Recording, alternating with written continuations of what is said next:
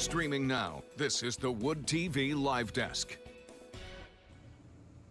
And good afternoon, everyone. Phil Penarski here with the Wood TV Live Desk. Hope you're having a fantastic start to your Wednesday. And just like every other Wednesday, digital reporter Matt Jaworowski joins us to talk a little bit more about his latest in-depth story. Matt, thank you so much for coming back. Of course, Phil. Thank you. Yep, and we're, of course, talking about a story that dropped yesterday, dealt with the, almost 100-year anniversary of one of the deadliest natural events that happened on the Great Lakes. Of course, we're talking about the 1929 meteotsunami. Matt, please set the scene for us on that fateful day. Yeah, so it's something that we talk about a lot here in Michigan. The Great Lakes are not meant to be trifled with. We love them. They're beautiful. We like to swim in them. We use them for the commercial fishing and shipping industry, tourism. But they can be extremely dangerous, and few stories illustrate that point greater than this tragedy that happened in 1929. So we'll get into what exactly a meteotsunami is later, but essentially, in 1929, July 4th, 1929, was what is believed to be the deadliest shoreline incident in the history of the Great Lakes. A series of giant waves tore through the packed beach in Grand Haven and killed 10 people. 9 people were swept out. 9 swimmers were just dragged way out into the lake by the major currents. 1 person was swept off the pier. Mm-hmm. Right, and we're looking at some of these news articles that were obviously put out during the time when this was actually happening, Matt. But before we kind of get more into it, obviously there were a lot of people on the beach that day, and a lot of people were impacted by this event. 45,000 people were said to be on the beaches of Grand Haven while this was happening. They witnessed this, but they probably didn't know what was happening at that time, what exactly Lake Michigan was doing. So if you wouldn't mind kind of explaining the difference between, what we hear a normal tsunami is versus a meteotsunami. Right. The word tsunami, you really don't think about it on the Great Lakes. Tsunamis, the big giant waves that are caused by either volcanic or tectonic movement that causes those giant ripples. Meteotsunamis are different. They're giant waves or series of waves that are actually caused by weather movements, whether it's sharp movement in low pressure, strong winds, a combination of other things that combine to generate this large wave movement on the Great Lakes. They happen more often than you think, but rarely as big as the one we saw in 1920.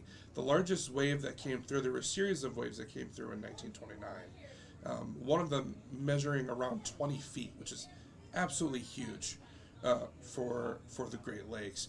I was having a conversation with someone from the National Weather Service about this, because there are other meteotsunami events that have been deadly, none that killed 10 people. But meteotsunamis are things that we encounter not often, but they happen fairly regularly. The only issue is a lot of times they're 4 foot, 5 foot, 6 foot waves, which most of the time it's just confused as rough surf. Like, they're bad waves, we shouldn't be out in the water today. So a lot of those things, they're actually not just caused by the lake or storm fronts. It's actually meteotsunamis that are causing those big waves. Mm-hmm. And is that maybe kind of why we don't really think about them or really even hear about them that much, because they can, just be those 4 or 5 foot waves? And, is that why maybe we haven't seen one as damaging as the one we did in 1929? That was just a freak occurrence. Right. There was an incident 20 years ago where 3 people drowned in southwest Michigan that is believed to be from meteotsunamis. But we also understand that our weather detection system, our monitoring systems are much more advanced than they were back then. So we have a much better understanding of how the lakes operate and when we should really avoid being out of the water. So we've done a lot of stories past few years on the red flag warnings and how the DNR's introduced the double red flag warnings, the ordinance that now makes it illegal to enter the water on those double red flags. So back on this day in 1929, there were lifeguards on duty, and they were warning people to stay out of the water just because it was rough conditions. But nothing to the extent that they knew that these major waves were coming. Right. No, and that was A pretty interesting aspect to your story, Matt, that I thought that a lot of people were questioning those lifeguards, but they were the ones that were trying to get people out of the water before this even really turned as dangerous and deadly as it did. Yeah, it's kind of a bizarre light in the whole story, and we learn more after the fact. A major name in Grand Haven history, William Loudet, actually played a role in all of this. At the time, he was the chairman of the State Conservation Commission, and he worked with organizers with the state parks and other state officials as far as reevaluating safety practices, because something like this, we can't let this happen again. So after that, a few things happened. They did implement more safety regulations that you can detail. You can read all about that in the article. But they, so they looked at those different safety protocols. I'm sorry, I completely lost my train of thought. The coroner actually did an investigation. Thank you. That's what I was trying to get to. They looked into whether the lifeguards should be held responsible for all of this, whether they did enough to try to save those people.